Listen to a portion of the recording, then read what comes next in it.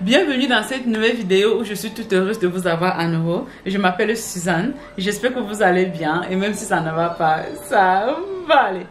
Alors si vous me regardez présentement, vous êtes bel et bien sur ma chaîne YouTube Jardin Intime de Femmes. Oui, les dames, si vous êtes là aujourd'hui, gardez l'écoute car on va aborder un sujet très important. Vous avez été nombreuses à demander, Suzanne, est-ce que tu as une astuce qui pourrait nous aider à nettoyer notre fleur après les menstrues? Vous voyez, donc il était donc très important qu'on aborde ce sujet dans cette vidéo d'aujourd'hui. Et d'ailleurs, c'est avec une grande joie que je parviens à le faire enfin aujourd'hui. Donc voilà. Vous êtes nombreuses à vous demander si est-ce que la fleur devait se nettoyer. Est-ce que vous savez que la fleur de nature a la capacité de se nettoyer elle-même? S'il arrive que vous devez nettoyer votre fleur, ce n'est que uniquement au niveau des lèvres, au niveau de l'extérieur. Tout ce qui est extérieur, vous pouvez nettoyer, mais tout ce qui est à l'intérieur, là, ça ne vous concerne plus. Dieu a créé le corps humain un peu comme un robot qui a la capacité de s'auto-nettoyer lui-même, de s'auto-guérir quand tous les éléments sont réunis. Maintenant, aujourd'hui, en ce qui concerne la fleur de la femme, je vais vous expliquer une méthode qui a marché pour moi, qui vont vous aider. Parce que vous êtes nombreuses à dire, oui, j'ai bel et bien nettoyé à l'extérieur, mais comment donc faire pour nettoyer après les menstrues? Premièrement, quand vous n'avez pas un problème de santé particulier ou bien quand votre système de fonctionnement est au top, chaque mois, si par exemple vous devez voir votre menstruée 3 jours ou 4 jours ou 5 jours, quand ce délai est dépassé, le lendemain, vous devez un peu voir les légers coulées, c'est-à-dire le fond, un peu comme on dit, racler le fond de la marmite. Hein? C'est-à-dire le jour qui suit, c'est-à-dire par exemple, on va prendre un exemple très simple, je ne vais pas me mélanger, je me connais. Donc, le 3e jour, c'est votre dernier jour de règle par exemple, ou bien le 5e jour. Le lendemain qui suit le dernier jour de votre menstruée, vous devez voir que vous devez avoir un peu les coulées là, pas très propres et pas très sales non plus. Et maintenant, après ce jour-là, le lendemain, vous verrez que tout sera au top. Mais s'il arrive que ce procédé de nettoyage-là ne se fait pas exactement comme il faut chez vous, et vous vous en rendez compte qu'après ce délai-là, tout est un peu, c'est-à-dire ça continue à être un peu sale et le temps passe. Surtout si vous avez un partenaire et que votre partenaire a besoin que vous remplissez le devoir conjugal et que là-bas en bas ça coule encore un peu de saleté.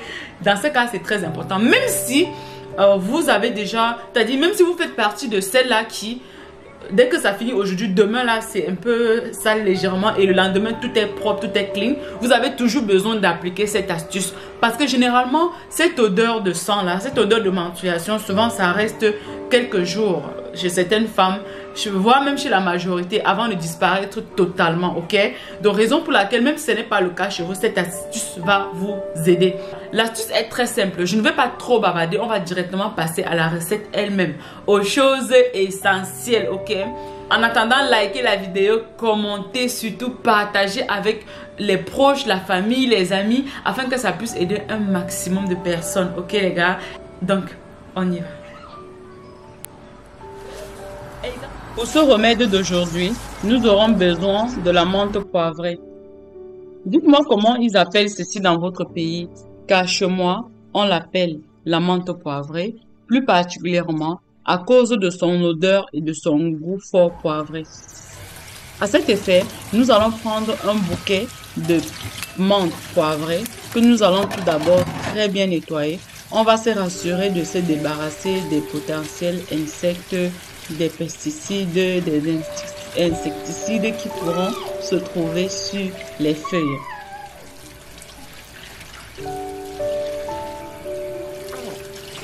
Nous allons très bien laver à grande eau.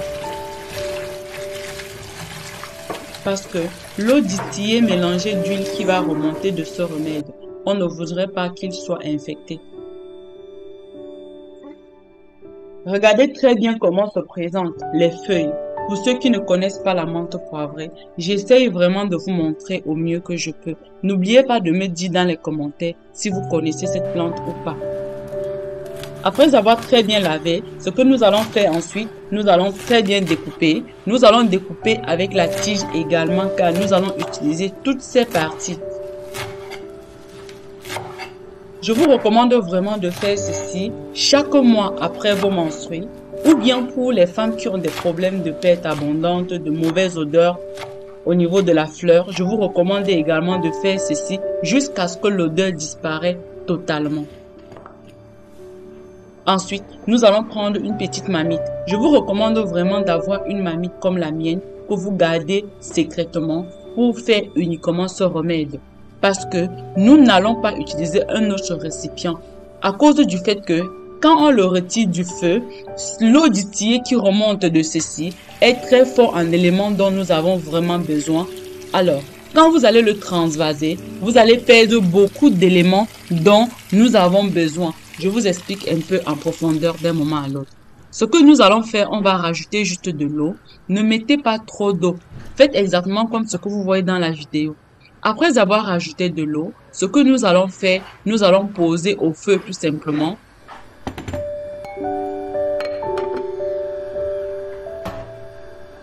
Dès que notre remède commence à bouillir, ce que nous allons faire, nous allons le laisser au feu, à feu doux, pendant 5 minutes environ. Regardez vous-même le couvercle.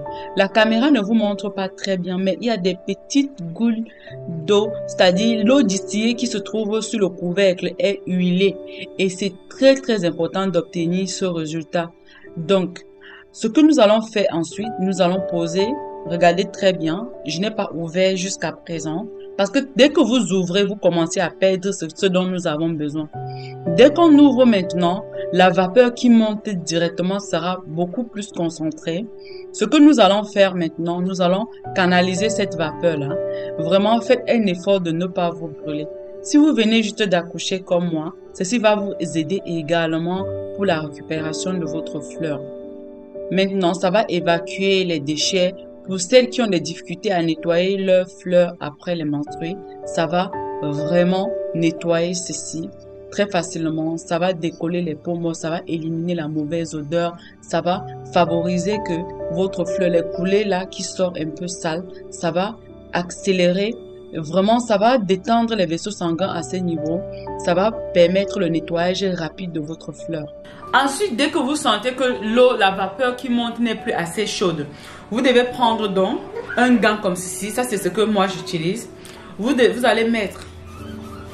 Vous pouvez prendre tout gant, hein, ça va dépendre de vous. Vous pouvez prendre n'importe quel type de gant, mais pourvu qu'elle soit bien propre et qu'elle puisse avoir un tissu comme ceci, c'est-à-dire un tissu comme le tissu de la serviette.